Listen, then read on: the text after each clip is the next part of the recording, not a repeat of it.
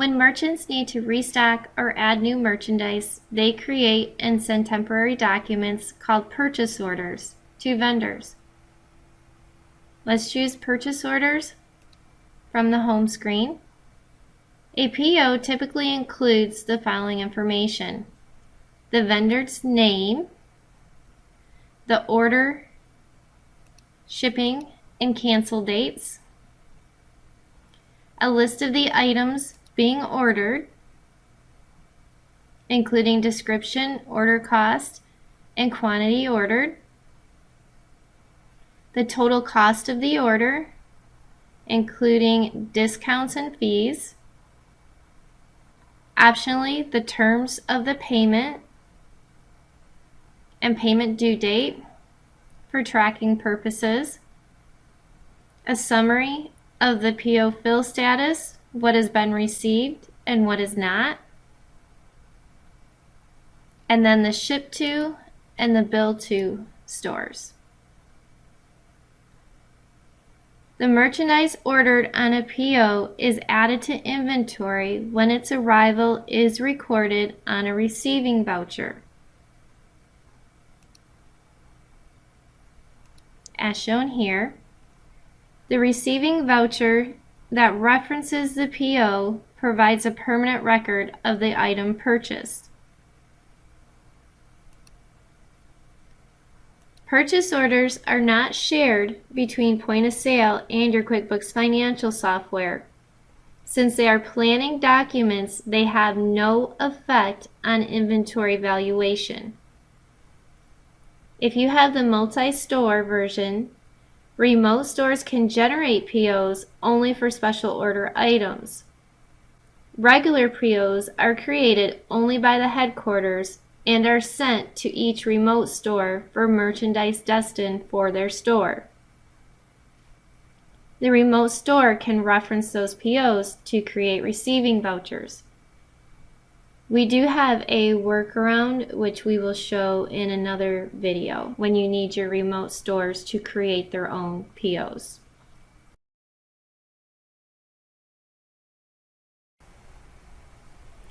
Use the purchasing preferences to set various options related to the purchasing of merchandise from your vendors. Choose File, highlight Preferences, select Company,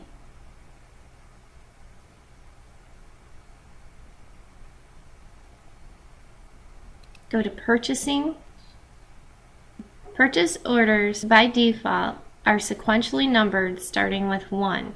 If preferred, you can precede the number with a text string such as a vendor name, vendor code, associate name, store number, date, or you can define your own custom PO format.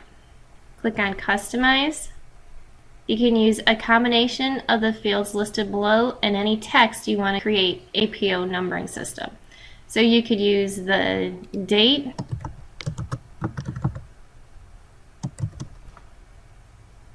and then the sequential number,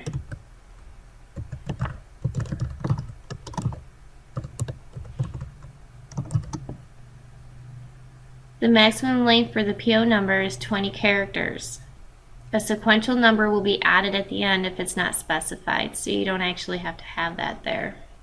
Click OK, and here's a numbering example right here. And this is a starting number for the sequential number. If you choose this box, it will reset the automatic order number sequencing even when the numbers is manually edited. So if you go into your purchase order and say it's at 2 and you enter 5, then if you have this box marked, it will go back to 3 the next time instead of 6. The purchase order status fields. These are the default statuses for use in the status field on purchase orders. The open is automatically assigned to every new order. The pending should be assigned to planning orders that haven't been given to your vendor, and so they are not included when Point of Sale calculates available quantities.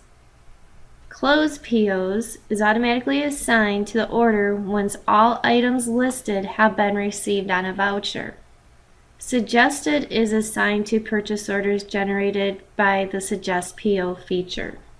You can change the name of these statuses. You can add new ones. You can remove the ones that you won't use. You can arrange the order in which they appear in the status field. With the purchase order instructions, you can enter up to 2 lines of optional instructions to print on POs. These instructions are not displayed on the screen. Select Save to save your changes. And that concludes our video on how to set up your purchasing company preferences.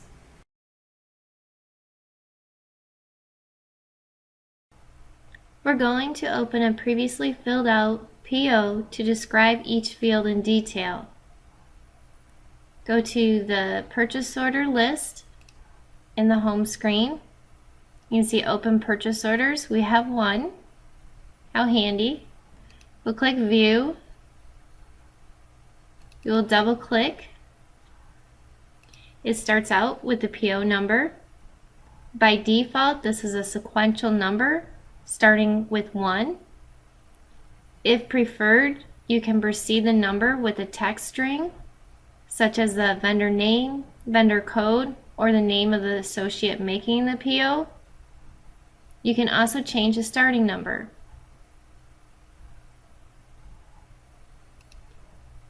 The next field is the vendor field, and this is a required field. The company name identifying the vendor listed on the PO. You can choose a different vendor name by clicking on the vendor list drop-down arrow. You can also click onto the magnifying glass, and it will bring up a dialog box with a much more sophisticated system to find your vendor. Here you can even add a new vendor. You can select your vendor, or you have advanced find options. We'll close out of here. The next field is a status field. This is the current status of your purchase order. This is automatically set to open on new POs, and it will set as closed on filled POs. If you have a pending PO, this can be a PO from a vendor that's pending that you're not actually going through with the purchase of the product. A suggested PO can be a PO from a vendor with a suggested price. The next field is the associate field. The associate field should be the person who's creating the PO.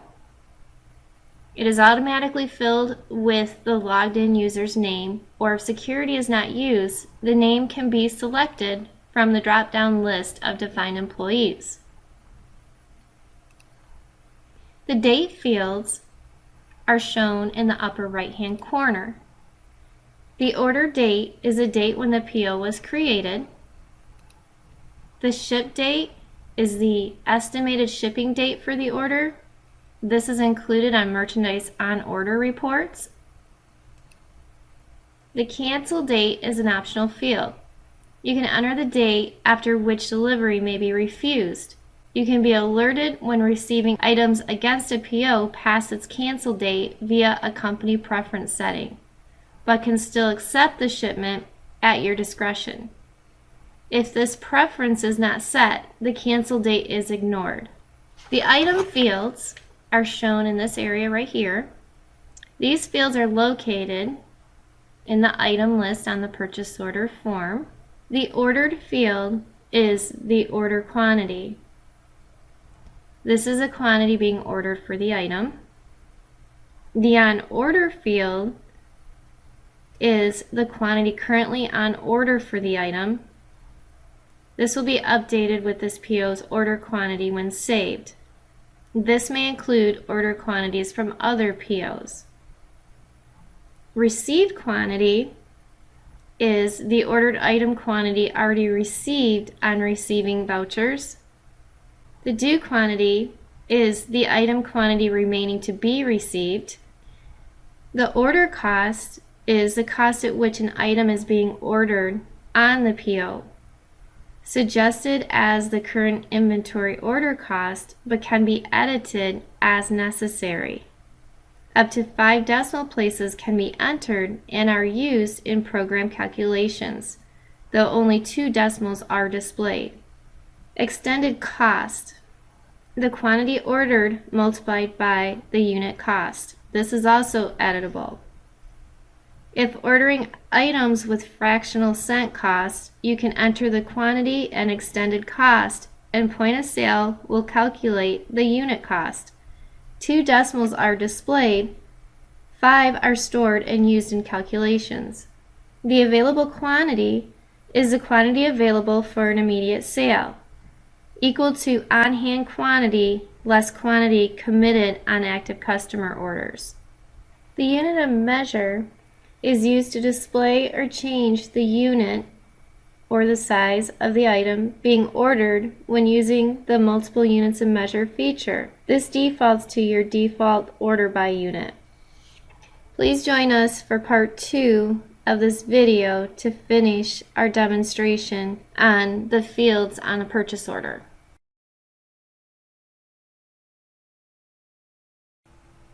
To continue with part 2 of our purchase order demonstration, let's take a look at the totals fields. These fields apply to the entire PO and are displayed at the bottom of the PO form, and typically also in the purchase order list. The subtotal is the total cost of the PO before applying any discounts or fees. The discount percentage is the discount applicable to the PO. Discounts are applied to the PO subtotal. Entering a discount percentage causes the discount amount field to be calculated automatically. The discount amount, you can enter the amount of any discount applicable to the PO. Discounts are applied to the PO subtotal. Entering an amount causes the discount percentage field to be automatically calculated. You can enter any fee applicable to the PO. For example, a special handling fee might be applied to the order. The total is the total PO amount after discounts and fees are applied. The total equals the subtotal, subtract any discounts plus any fees. We go to the left-hand side of the screen, it will show the number of items ordered, the total PO quantity ordered, combined for all items, the quantity received, which is a total document quantity received to date. The unfilled percentage is the percentage of the total PO quantity that has not yet been received. This will be updated when a voucher that references the PO is updated. The quantity due is the total document quantity remaining to be received, updated by receiving vouchers. The instructions is a field on a PO form for entering instructions to vendor regarding the order. You can have up to 2 lines of optional text that print on POs, but are not displayed on screen. The terms are the payment terms. You can edit these terms. Right now it shows that the product is not due in 30 days. The discount percentage is 2% if it's paid within 10 days. And here it shows your payment date due. And that concludes our demonstration on understanding purchasing fields.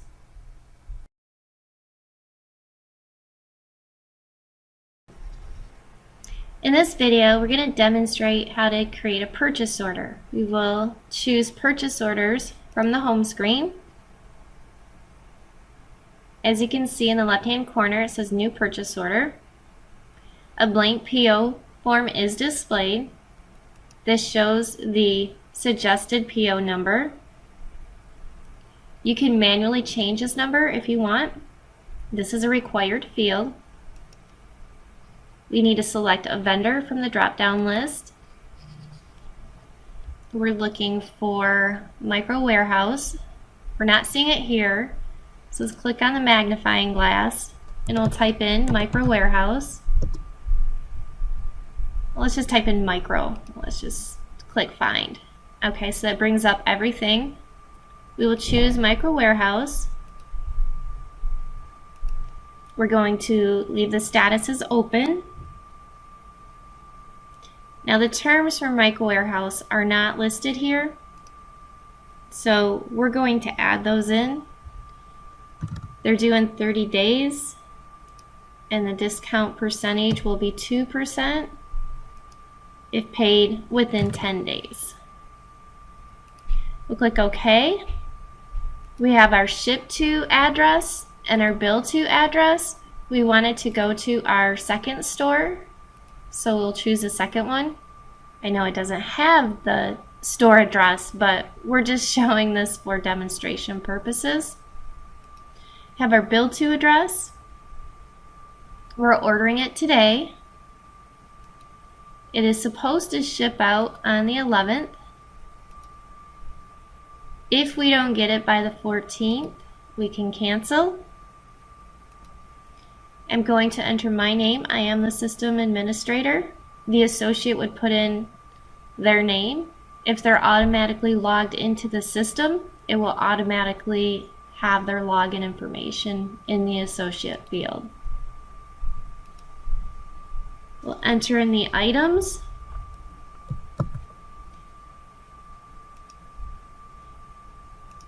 An HP computer, they wanted a red one and a blue one. So here we have the item numbers, the item name, the color, and the prefix, that's another name for the size, how many they ordered, how many is on order currently, how many was received from this PO, how many is due, so this shows the total quantity due from this PO, the cost, extended cost, and the available quantity, and then the unit of measure. For cost, let's put $300 for each of them. And it's also going to be another $300 for the cost of the blue one. For the instructions, make sure it's shipped to our San Diego location. We have the terms. So in this box here, it tells us the number of items we ordered. So we ordered 2 computers. The quantity that we ordered, the total was 3. The quantity received is 0 so far. So that means that it's 100% unfulfilled. And the quantity due is a total of 3. Let's say that since we're ordering 3, they're going to give us a discount percentage of 10% off. That means we'll get $90, but the shipping cost is going to be $70. Here we can then select Save and Print or Save Only. We're going to Save and Print, and we'll preview what it will look like. And you can print this out. And that concludes our video on how to create a purchase order.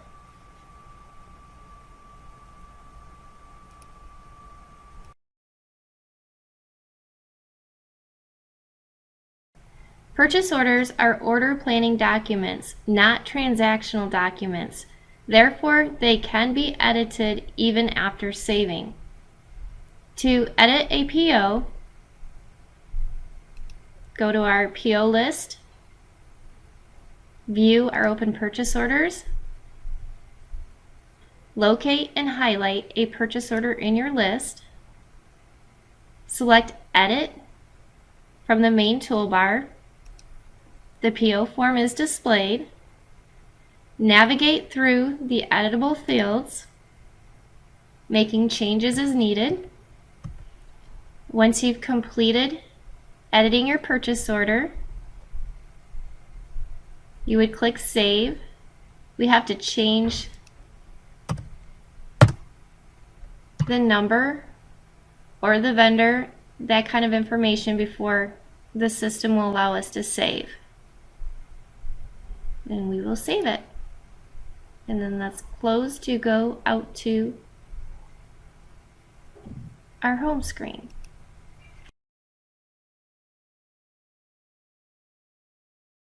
Copying a previously saved purchase order is sometimes the fastest way to create a new purchase order, especially if you want to list the same items, cost, prices, customer, or vendor. Let's go to the purchase order list. We have 2 purchase orders. We can highlight the purchase order that we want to copy and simply select Copy PO at the top of the toolbar. You can edit the document as necessary. You can add items. You can remove items. You can change quantities. You can change the cost and edit any other field as needed. Keep in mind that the following information is not copied from the original document: the document number and date, payments, deposits, or shipping information on receipts and customer orders, any gift card or certificate sales, and item serial numbers. If an item listed on an original document has been deleted from inventory, the deleted item is removed from the copy automatically. Changes to an item's description or other information in inventory will not affect copying. Copying a purchase order can save the administrator a lot of time. This concludes our demonstration on how to copy a PO.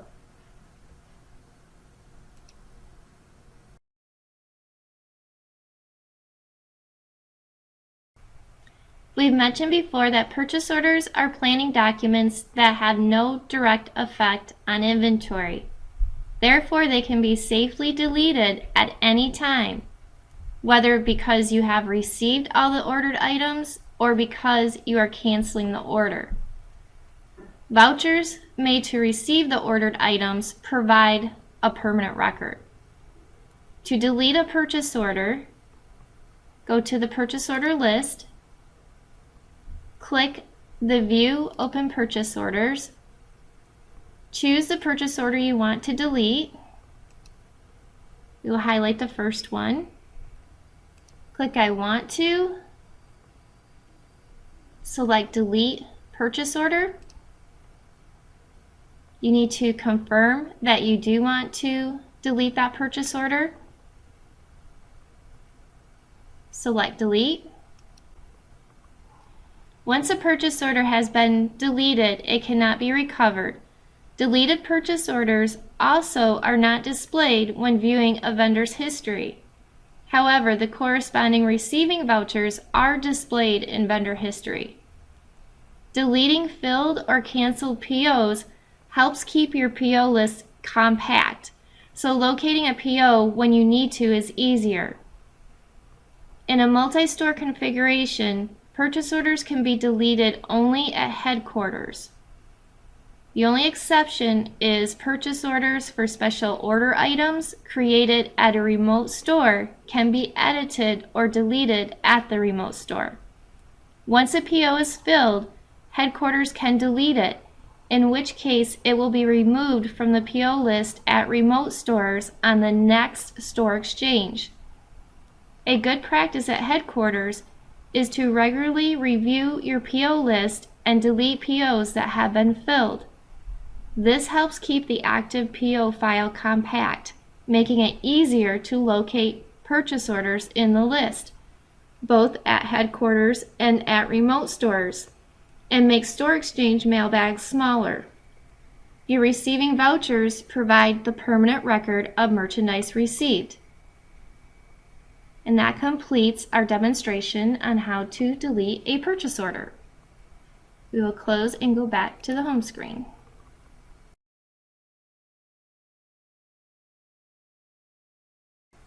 Point of Sale can suggest and generate purchase orders for items that are on your reorder reminders list. When this feature is used, Point of Sale displays a list of proposed items to order. Go to your inventory and then choose Reminders. This brings up all the reminders for your reorder items. You can either choose Suggest PO from the I Want To menu, or you can suggest PO at the bottom of the screen. It will ask you who you want to reorder your items from. You can choose all vendors. Here we have Balls and More, and then Wyman Sports for All. We will pick all vendors. You have the option to not to suggest any quantities. Bring item quantities back up to the reorder points. Plus you can add an amount. Order enough stock for the next 30 days sales based on the last 30 days sales. You can choose the time frame. I'm going to choose the middle one, and we will have them bring the quantities up to 100. We'll choose OK. Here's where you have your order quantities. This tells you how many that they're going to order. Then you can select POs from the bottom of the menu, or you can choose I want to create POs. They're letting you know that there's been 2 purchase orders created. And if you want them to show you a list of the purchase orders created and then to also print a copy of the purchase order, you can also email a copy of the purchase order to the vendors. Let's show a preview. There's a first purchase order, and there's a second one. That one's for Wyman's, and the other one is for Balls and More. You can print these, and then once you're finished, you can close out of here, and it takes you back to the purchase order list. Point of Sale generates purchase orders as specified using the item order costs from inventory. If multiple items are ordered for a vendor, they are combined on a single purchase order for that vendor. The POs can be viewed, edited to change order costs or add additional items, and printed or emailed to your vendors. That concludes our demonstration on how to use the Suggest PO feature within QuickBooks Point of Sale. Thank you for watching my video. Please subscribe and click on the bell to be notified when I make another video about Point of Sale. Thank you, everybody.